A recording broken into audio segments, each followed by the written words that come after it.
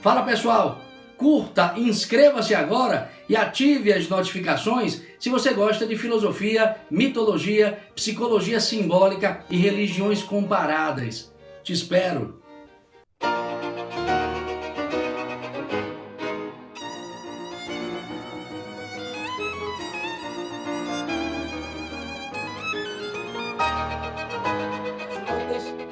Sem as quais vocês correriam o risco de se afastar da questão filosófica para a qual eu aponto com as minhas reflexões.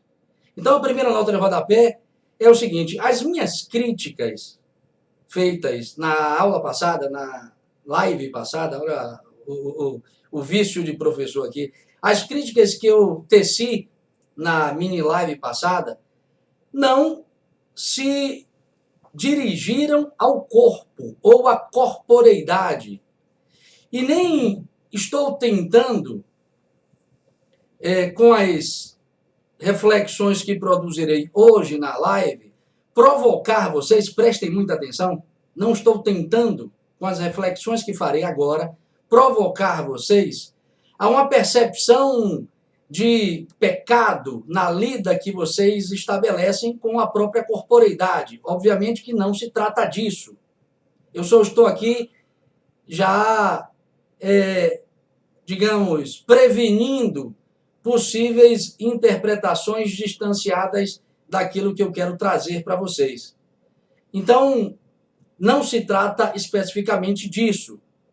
Trata-se, sim, de uma chamada de consciência para o fato inequívoco, muita atenção, trata-se de uma chamada de consciência para o fato inequívoco de que você, a nível puramente consciencial, ou a nível não instintivo, a nível não emocional, a nível não mental, não é um animal. Vou repetir. Trata-se, sim, de uma chamada de consciência para o fato inequívoco, para o fato, ao meu ver, muito evidente, de que você, a nível consciencial, não é um animal. Eu procurei trazer o que trouxe na mini-live passada e hoje trarei com o objetivo de fazer vocês perceberem isso, ou seja, o que eu estou tentando fazer é chamar vocês para se autodiscernirem ou para se desegoizarem percepcionalmente. Ou seja, eu estou convidando vocês a uma percepção que lhes permita enxergar a si próprios, vocês enxergarem a si mesmos, de uma perspectiva, de um ângulo, melhor dizendo, em que vocês sejam mais do que um feixe de instintos, emoções e pensamentos. Porque, meu amigo, minha amiga, se você não tomar consciência disso, se você não se autodiscernir, se você não tiver um instante, por menor que seja, de desegoização perceptiva, você, consequentemente, pensará que os seus pensamentos, as suas emoções e os seus instintos, e, consequentemente, muita atenção, você inscreverá, você autenticará, inscreverá a sua própria realização pessoal nos níveis mais baixos de suas possibilidades conscienciais. Você, consequentemente, inscreverá a sua vida nos níveis mais baixos de suas possibilidades como consciência humana. Então, é disso que se trata. O que eu quero dizer para vocês, e reitero enfaticamente, é que se você não se autodiscernir, ainda que por um instante, se você não separar dentro de si próprio o que é consciência e animalidade, se você não separar em você mesmo o que é máscara e ator, ator e máscara, meu amigo, você se docilizará, você se tornará dócil ou cada vez mais dócil aos apelos de uma ideia de felicidade que, bem francamente, é muito pobre, é muito precária. Porque você se docilizará ante uma ideia de felicidade, você assentirá a essa ideia de felicidade que vigora em nosso tempo. Essa ideia de felicidade cujos pobres valores são repostos ininterruptamente pela nossa cultura quase que todos os dias. Que ideia de felicidade é essa, professor? Ora, pois, está muito claro. Uma ideia de felicidade baseada, como eu disse na live passada, em meras aquisições materiais e principalmente nos prazeres da mesa e da cama. Nos prazeres da mesa e da cama. Ora, é só prestar atenção, pessoal, abrir um pouco os olhos e vocês perceberão que nós estamos vivendo as nossas medíocres vidinhas orientando-nos por valores muito pobres. Ou seja, as pessoas vivem basicamente em função das possibilidades de ampliação de suas sensações ou de seus prazeres corporais e psicológicos. Em síntese, prazeres ou sensações de mesa e de cama. Tentando aqui, com essas duas expressões, sintetizar essa ideia de felicidade que vigora em nosso tempo, ou seja, um tipo de felicidade animal, um tipo de felicidade pautada meramente na sobrevivência ou não, e na reprodução, nos princípios de sobrevivência e de reprodução, que são, sim, dimensões constitutivas da realidade humana, mas não podem orientar a vida do homem. Repito, são princípios constitutivos incontornáveis, inexoráveis da condição humana. Você tem uma dimensão animal, você participa de uma animalidade, você é um ser condicionado biologicamente a muitas pulsões, mas você não é isso. A consciência humana, ela se define por uma palavra, transcendência. A própria concepção de consciência, a própria definição de consciência na filosofia já aponta para a ideia de transcendência. Porque a primeira percepção que a consciência tem é de si mesma. Só o homem vive essa experiência. O gato, como eu disse na live passada, não sabe nem que é gato. Ele não vive conscientemente a sua experiência de gato. Não tem um eu dentro do gato que lhe confira identidade. Você não. Você vive sujeitado a muitos condicionamentos animais, no entanto, você percebe-se a si mesmo, ou seja, você tem de pronto um dado consciencial que lhe comunica que você é mais do que aquilo dentro do qual se encontra condicionado. É isso, por exemplo, que o próprio Freud, que não é lá um autor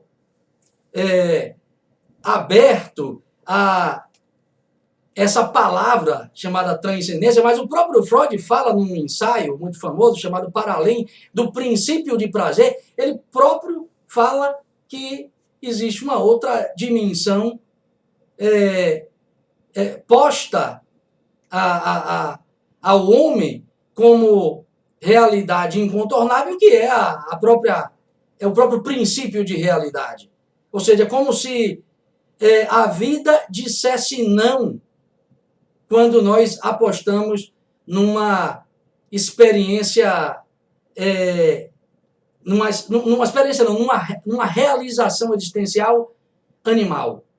Então, assim, tudo isso é parte do jogo, mas não pode ser o horizonte de realização de nossa existência. É isso que nós encontraremos também na filosofia de Kierkegaard. Søren Kierkegaard, um filósofo dinamarquês, que tem uma obra muito interessante, e ele categoriza as experiências humanas ou os modos de existência, definindo-os em três: o modo de vida estético, o modo de vida ético e, claro, o modo de vida do homem de fé. Eu vou falar só do primeiro rapidamente, o modo de vida estético, que é o modo de vida pautado nessa animalidade. O Kierkegaard descreve muito bem. Bom, esse tipo humano vive em função dos seus prazeres imediatos, vive em função de prazeres sensuais. Ele pauta a sua vida como se fosse, de fato, um animal. Ele busca as suas realizações, sobretudo, nesse horizonte de resposta às suas necessidades imediatas. Então, é disso que eu estou falando. É claro que a nota de rodapé ficou muito grande, quase dando conta da mini live por inteiro. Mas eu irei ainda citar um outro exemplo que me veio aqui. Outro exemplo, não, uma outra nota, eu falei duas, né? Uma nota importante, que eu não posso deixar de colocar, e que talvez responda a uma certa expectativa de vocês uma expectativa de vocês por uma definição sobre o que é efetivamente o homem. Então eu direi a vocês, filosoficamente, que o homem não é um animal e nem sequer pertence à espécie animal. Isso só é colocado no âmbito de uma cientificidade. Somente o homem, visto da perspectiva da ciência materialista moderna, é concebido como espécie, porque na filosofia ele é reino. Olha a diferença, ele é reino. O homem na filosofia é reino. Como assim, professor? Ele é o reino da autoconsciência. Repito o que eu disse na live passada. Olhe para o homem não a partir da sua dimensão orgânica, mas a partir da consciência. Olhe o homem como consciência. O homem como consciência é reino. É o reino da autoconsciência, ou seja, da consciência de si, ou de uma eudade reflexiva. O homem é de um reino que pode ser também compreendido como o reino da autonomia da vontade. Da autonomia da vontade. Meu amigo, está nas suas mãos algo muito valioso e que foi conquistado com grande esforço, ainda que você não se lembre disso. O que, professor? A liberdade. Ou seja, você tem livre-arbítrio. E como diz Kant, Immanuel Kant, logo no começo, logo na primeira página de fundamentação da metafísica dos costumes, ele diz assim, olhe, nas minhas palavras, a natureza não é burra. Se ela conferiu ao homem a capacidade racional, se ela conferiu ao homem a possibilidade de se orientar por meio da razão, é claro que o homem não pode apostar nos seus instintos animais como princípio de realização de sua vida. É claro. Quem diz isso é o Kant, um dos maiores filósofos da modernidade. Então, é uma reiteração. Vocês poderiam me perguntar, professor, mas o que é esse tal reino da autoconsciência? Ou simplesmente o que é a autoconsciência? O que é a autoconsciência? Como é que eu percebo isso? E aí eu vou recorrer finalmente à frase que me veio à cabeça e que acabou me motivando a rever esse tema, a repassar esse tema nessa mini live de hoje. A frase bíblica, eu não vou reproduzi-la fidedignamente, mas eu vou reproduzir de modo resumido. É uma conversa que Jesus tem, famosa conversa, que Jesus tem com Nicodemos. Jesus diz, em verdade eu vos digo, aquele que não nascer de novo, não pode ver o reino de Deus. Olha o que Jesus está dizendo a Nicodemos. A Nicodemos, claro, como um esquecido de si mesmo, pergunta de forma até muito ignorante a Jesus, como eu posso entrar de novo na barriga da minha mãe e nascer de novo, mestre? Como assim? E Jesus, então, continua, reitera, em verdade vos digo, quem não nascer da água e do Espírito, não pode ver o reino de Deus. E ele continua, por quê? Aquilo que nasce da carne é carne, aquilo que nasce do Espírito é Espírito. Aquilo que nasce da carne é carne, aquilo que nasce do Espírito é Espírito. Professor, não entendi. É simbólico demais, está muito abstrato, você vai entender agora. toda a filosofia fala, e isso começa sobretudo com Sócrates e Platão, toda a filosofia fala da necessidade de um segundo nascimento em nossa própria existência. Porque todos nós temos clareza de que nascemos biologicamente. Está aqui, ó. Eu já nasci enquanto animal, vocês também. Ou seja, biologicamente, o fato é inequívoco. Nós estamos no mundo, biologicamente. Só que o segundo nascimento, amigo, não é o biológico, é o nascimento da consciência. Esse segundo nascimento vai acontecer através de um despertar, através de um abrir os olhos para a verdade que se esconde mais profundamente em você. E a verdade só será revelada a você com a pergunta: o que eu sou como consciência? Você vai precisar abdicar desse dogma infantil de que você é proveniente do macaco, porra. Não tem macaco na parada. É só escapar um pouco desse paradigma entorpecedor que a nossa cultura nos impõe e olhar para você de uma perspectiva mais abrangente e salutar. Não tem macaco na parada. Então, olhando dessa perspectiva, você pode provocar a si mesmo a alcançar essa verdade que, como eu disse, se esconde em você. Ou seja, como consciência, você está muito longe do animal. E, ora, isso é muito claro. Porque tudo bem do chimpanzé, organicamente, a nossa distância é de apenas 3%. 3%, tudo bem, organicamente. Mas, e consciencialmente? Meu amigo, a distância é absurda. Mas, professor, Jesus fala, quem não nascer da água e do Espírito. Olha que coisa interessante, a água é o símbolo, em praticamente todas as tradições culturais antigas, é o símbolo da materialidade. É o símbolo da dimensão horizontal da existência, porque a materialidade é um dos eixos de nossa experiência existencial, no caso, o eixo horizontal. Porque a água é símbolo da materialidade? Porque ela é símbolo da dimensão horizontal da vida. Você pega a água e coloca num recipiente e ela te comunicará que ela é algo que responde à horizontalidade da existência. Ela vai sempre se planificar, ela vai sempre se horizontalizar. O símbolo do fogo se opõe ao símbolo da água e o complementa. É o símbolo da verticalidade. É por isso que o fogo sempre aponta para cima. Pegue um isqueiro, ligue e tente colocar o fogo de cabeça para baixo e você vai se queimar, porque ele sempre aponta para cima. É o símbolo do espírito, é o símbolo do eixo vertical da existência. Então, o eixo vertical é o eixo do espírito. Espírito, eixo vertical. Matéria, água, eixo horizontal. Cadê você na parada? Está crucificado entre os dois.